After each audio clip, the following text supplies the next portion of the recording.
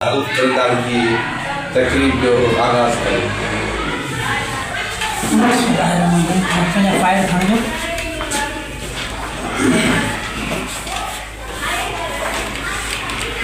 नाला लिखा पे पढ़ंदुसि त तव्हां पंहिंजो नालो पंहिंजो वर्दीअ जो नालो ऐं पंहिंजो उहिदो उहो तव्हां बिस्मिल्लाहिर्रहमानिर्रहीम।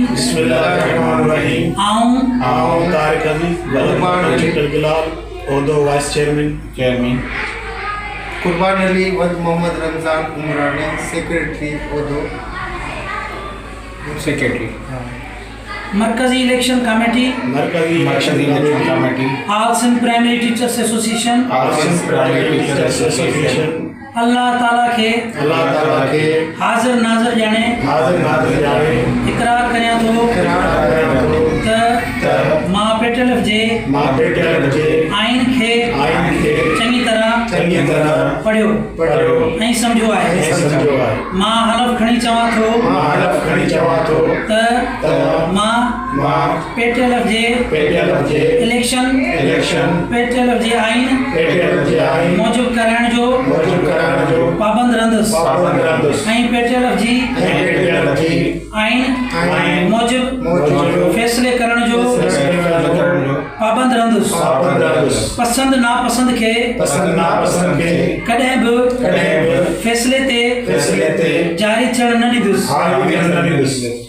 पेटलफ तंज़ीम जी साख खे बरक़रार रखण लाइ हर मुमकिन कोशिश कंदुसि ऐं तंज़ीम सां वफ़ादार रहंदुसि। दुआ आहे त रब पाक सदके पंहिंजे महबूब हज़रत मोहम्मद मुस्तफ़ा सल्लल्लाहु अलैहि वसल्लम जे मूंखे हलफ ते अमल करण जी तौफ़ीक़ अता फरमाए। आमीन। तव्हांखे मुबारक हुजे। सब पंगो बोलियो वा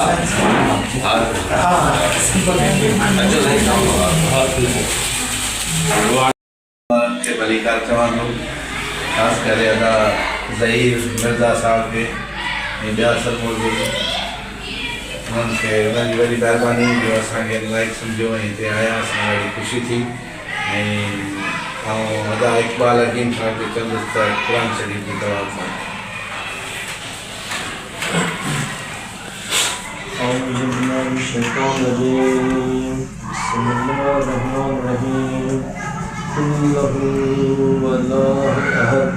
अल्लाहु समद लम यलिद वलम यूलद वलम यकुल लहू कुफुवन अहद। सदक़ल्लाहुल अज़ीम।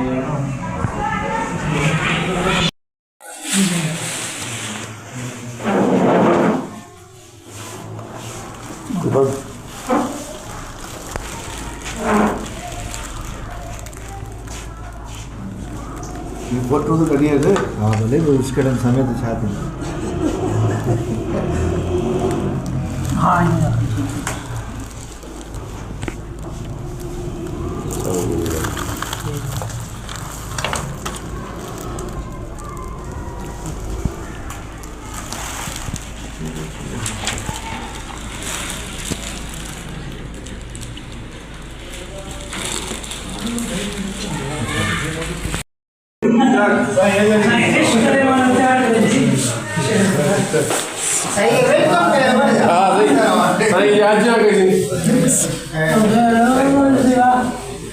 अली भाई शेर जोर से खैर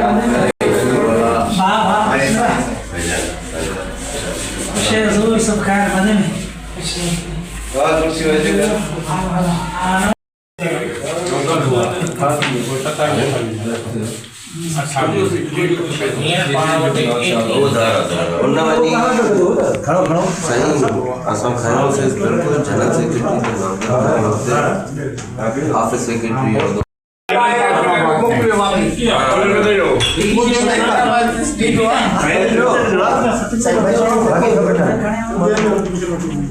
नालो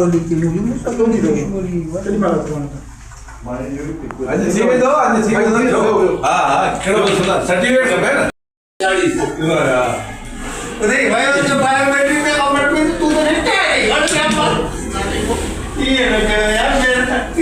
तो सही कुछ नसीब भाई पहली में कम थी और हम गाड़ी गाड़ी मजा मजा आ रहा है अल्लाह गाड़ी में